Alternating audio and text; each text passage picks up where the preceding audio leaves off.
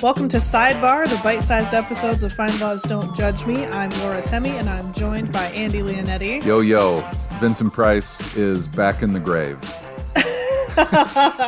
Yes, Andy's impression of Vincent Price last week made my whole day.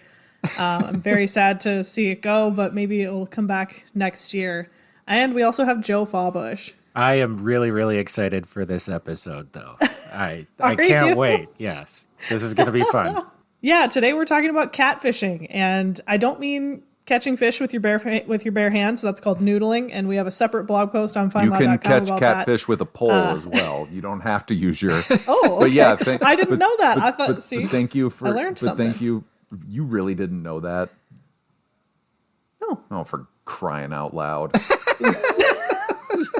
Oh, I see. Okay, oh my God. I just made myself sound really dumb. I see what you're saying now. Yes, an actual fishing pole. I was thinking just like a pole. You just stick a pole into the noodling hole. We do it old school, or we don't do it at all. Right? Yeah. Like I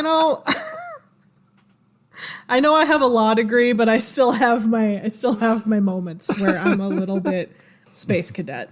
I wanted to talk about online catfishing, where someone either uses another person's photos or creates an entirely different persona to talk to people online.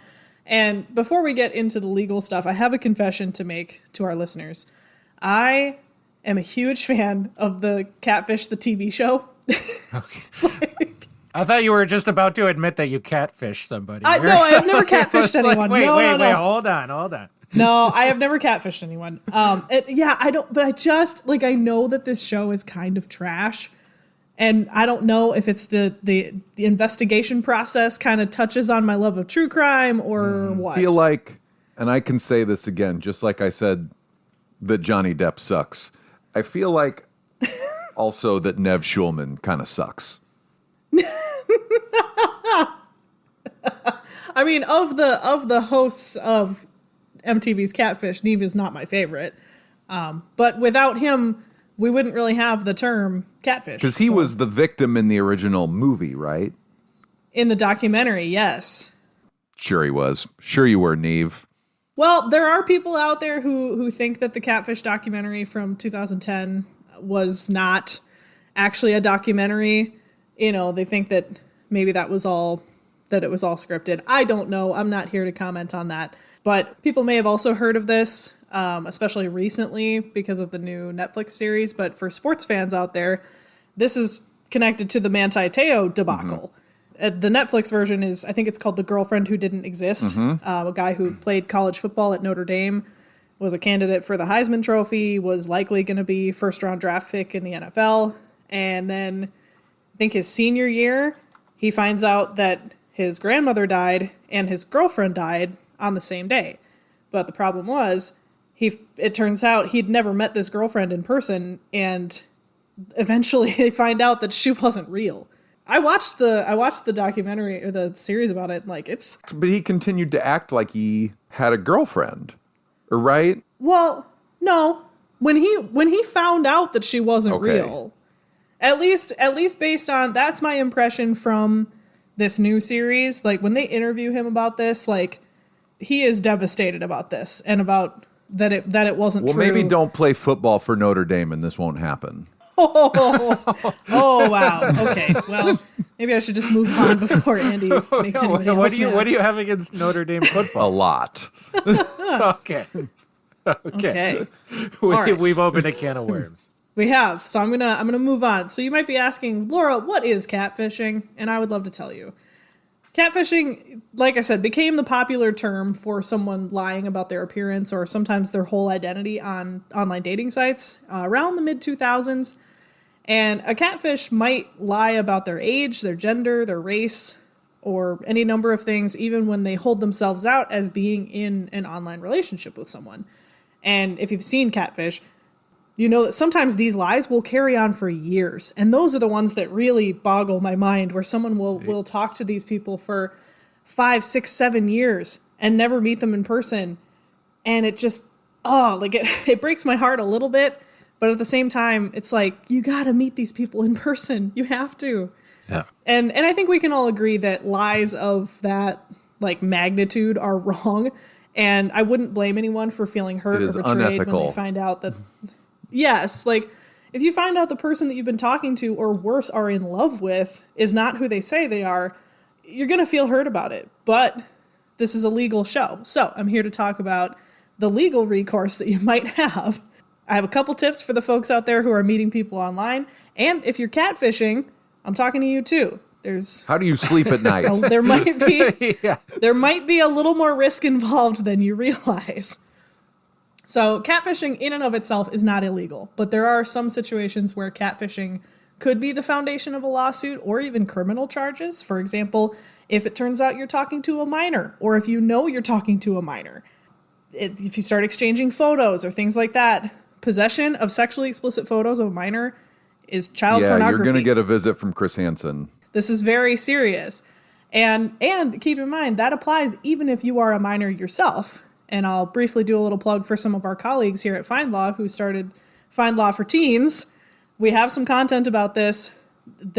Child pornography charges can be levied against another minor. So just keep that in mind. One of the bigger ones is if you send a catfish money. This is known as a romance scam, where people will use fake profiles to strike up a romantic relationship with someone, usually build up their trust and then ask for money, usually for some kind of fictional emergency. And this has become one of the leading types of fraud in the US, especially since the pandemic.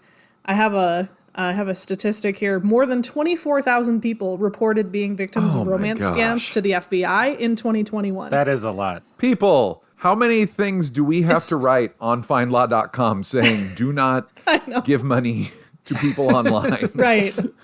Yeah. Well, and again, if you're out here doing this, keep in mind, using someone else's bank account number or their credit card information is identity theft. Please don't do it. Like, there are other ways that you can make money. Please don't do it by catfishing people. And I guess a sort of an interesting one is if someone uses your name or photos to create a fake profile, so sometimes a catfish will usually take someone else's photos from their social media profile, but there are some cases where they'll also take their name and family members' names, other details from their life to try to make their fake profile more convincing. Wow. So if someone is out there pretending to be you online and hurting your reputation, you may have a case for defamation.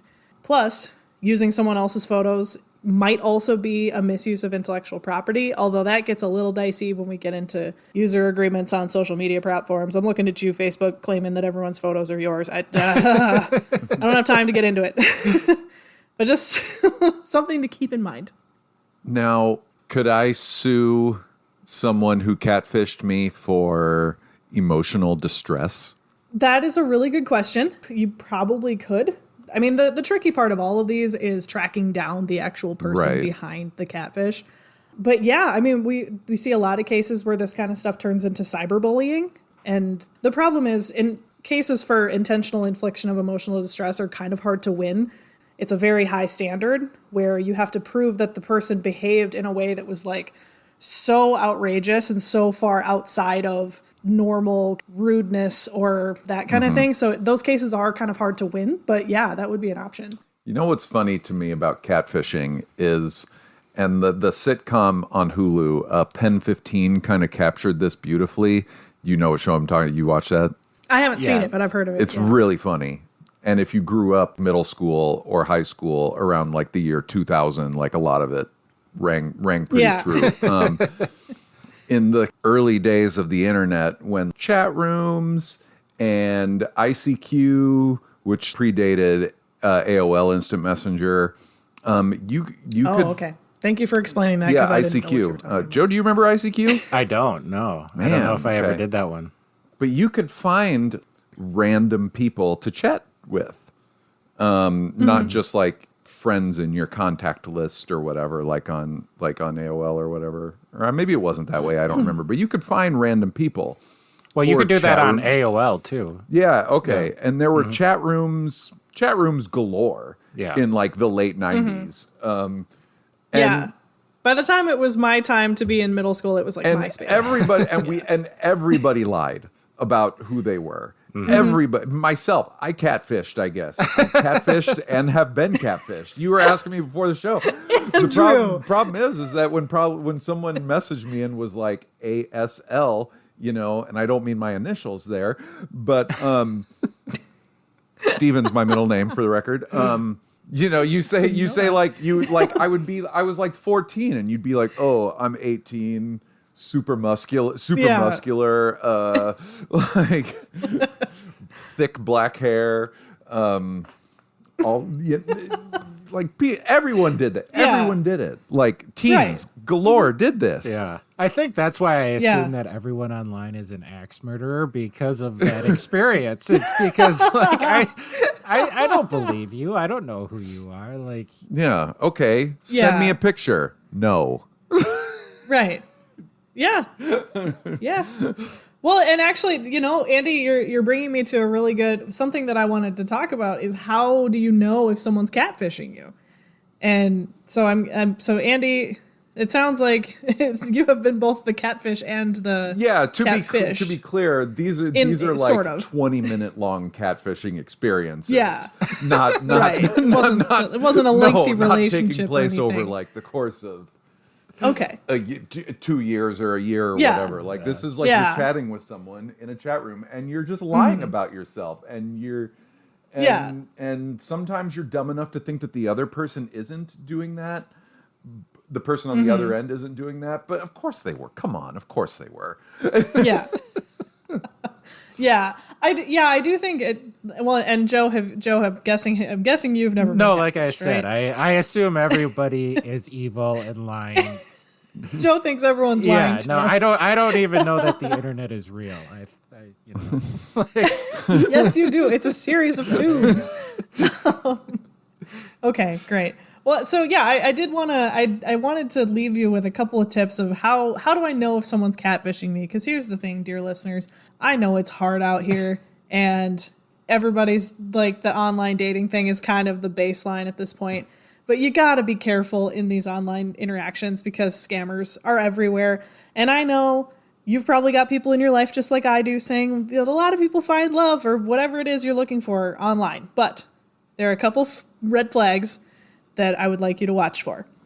If somebody refuses to meet you in person or they make plans to meet you and then ghost and make excuses at the last minute, which if that happens once or twice, not that big a deal. But if this happens every single time and you're talking to this person for months or years, please don't waste your time. Only texting, no phone calls or video calls, super sketchy. Only sending photos that are also on their social media profiles. This is the one time that I will go to bat for Snapchat. They gotta send you something that is not already out there on the internet. But this is the big one. Please, as a lawyer and your friend in the podcasting business, do not send money or gift cards to someone that you haven't met in person. Please. I don't care what their crisis is. Don't give these people unless money. They're your favorite your favorite podcast hosts. Well, yeah. We're not out here catfishing people. but I will say, if anybody's out there pretending to be us, don't give them money either. We have jobs. We just need you to subscribe and, leave us a review, tell your friends. We don't Someone's need your out there being me. I want to know if they're doing a better job at it than I am. yeah, exactly. I did always think it would be weird to find out that someone was using your photos to pretend to be someone else. I always thought that would be super strange. If someone's using my picture out there on their dating profiles, having a lot of good fortune, I would love to know about that. Yeah, you're just fine with that. Just let me know. Just let me know. Please, I need a little confidence boost today. Yeah, exactly. Thanks for listening to Sidebar from FindLaw's Don't Judge Me. We'll be releasing these every other week between our full-length episodes. Please subscribe to, rate, and review our show wherever you listen to podcasts. And if there's a topic you'd like to hear us cover, send us an email at FindLawPodcast@ThomsonReuters.com.